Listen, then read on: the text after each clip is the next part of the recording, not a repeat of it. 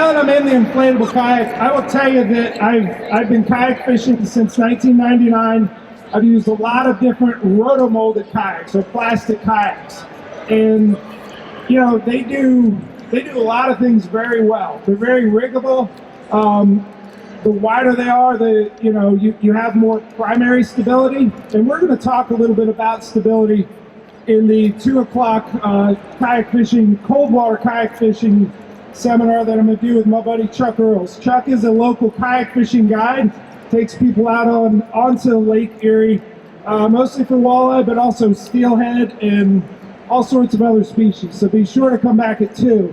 But what I want to talk about is the inflatable kayaks that I've been using for the last year or so. The advantages of an inflatable kayak over a rotomolded. For one, they draft shallower than any rotomolded kayak. There's something about compressed gas that you don't sit down in the water, you sit on top of it. And what that does is it allows you to fish and access areas that you wouldn't normally. So any of the rivers that are flowing into the lake that you want to catch that steelhead run and get through really skinny stuff and get to places that maybe you want to hop out and do a little fly fishing. A boat like this is, an inflatable kayak is going to get you through that skinnier water. It also has a lot more stability in terms of compressed gas is, when you lean on it side to side, and I'm going to do it with a rotomolded boat that's over there a little bit later, and I'm actually going to flip it and show you reboarding. The reason I'm not using this boat for that demonstration is that I don't know if I can flip this one really easy. Compressed gas just really doesn't want to go over. So stability is a huge advantage of inflatable kayaks. Stealth is another one, and basically when you're coming down through a river and you're going along and a plastic boat smacks into a rock, it goes boom, and all the fish say, "See you later." They're out of there. They're moving. You spooked them. The inflatable kayak is something that when it hits it just, and I'm gonna hit the side here, it just sort of bounces off and does not make that noise that spooks the fish. It also just makes for a much smoother ride. I will tell you, when I switched from a rotomolded boat to the inflatable, going through my home water, which is the Susquehanna River in Pennsylvania, great river smallmouth fishery. When I started navigating through those class 1, class 2 rapids and bouncing off of the rocks, there's some give to an inflatable kayak that you don't get with a rotomolded.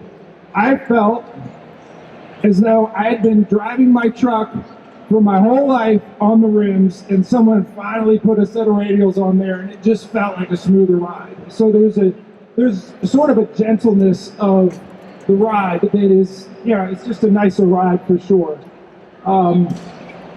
But for sure, stability, shallow draft, stealth, those are the big advantages. So the advantages for sure allow you to really be good at fishing those shallow water fisheries. But how do you rig one of these? With the rotomolded boat, I have the Jackson Take 2 over there. It's easy. It's got some track on it, but if I want to install a depth finder or the foot control steering for my motor that's on the back, I got a Torpedo Ultralight 1103 3 horsepower electric outboard that'll move this boat close to 7 miles an hour. How do you rig that on an inflatable? You can't start drilling holes and installing, putting screws into an inflatable. It ain't gonna work. So I actually have a YouTube channel called The Little Stuff. My name is Jeff Little, and if you could, do me a favor, pull up YouTube while you're sitting there listening to me, and do a search for The Little Stuff, and give me a subscribe to it. I got a whole lot of really good content there. There is a walleye playlist that I have 3 videos from last summer with Chuck, but I also have an inflatable kayaks playlist as well. And if you check that out, I have an install video where I show, it's not this boat, but it's a one by NRS. It's called the Star Rival Fish, where I show how you glue the patches on and use the Yak Attack track to be able to put, like I got an anchor wizard here. I just put my anchor down to the bottom of the pool. I'm able to put my paddle park right here. I'm able to put this Humminbird Helix depth finder right here. The transducer is right here. I'd kind of like to know how cold this water is that we've been jumping in for 2 days doing seminars. I know it's cold. That's why I'm wearing the dry suit. So my point is, you can rig whatever you need to. Your cup holder, all these rod holders. These are Yak Attack Omega Pro rod holders. I have my visibility flag, which if I go out and it's low light, I can turn that light on so that other boats can see me. I can rig all of that stuff because this particular kayak was built with the idea that, hey, we want it to be riggable like a rotomolded kayak. So Innovative Sportsman he's actually one of my dealers. My job is I work for Torpedo Electric Outboards, a 3 horsepower electric outboard that's on this that I'm afraid to turn on in this pool. I want to knock down a wall and make everyone's ankles wet today. But Innovative Sportsman is one of my dealers that makes a lot of different accessories that make it possible to put these motors on different boats. He decided, hey, I've seen what you've done with the NRS boat, the Star Rival Fish, and he's offering this boat now it's an inflatable that has track standard all the way around it. So that enables you to rig all the stuff that you need as an angler using this kind of platform. So that's about all I got. I know they had a cancellation at noon, and I said, can I jump in?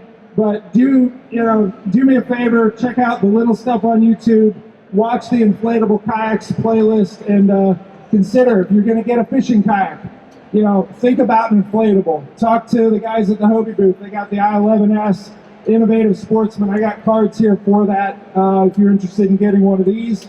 Or NRS. NRS.com sells a lot of the inflatable kayaks. So appreciate you folks taking a few minutes and listening. If you have any questions, I'm going to be right over here, and come talk to me.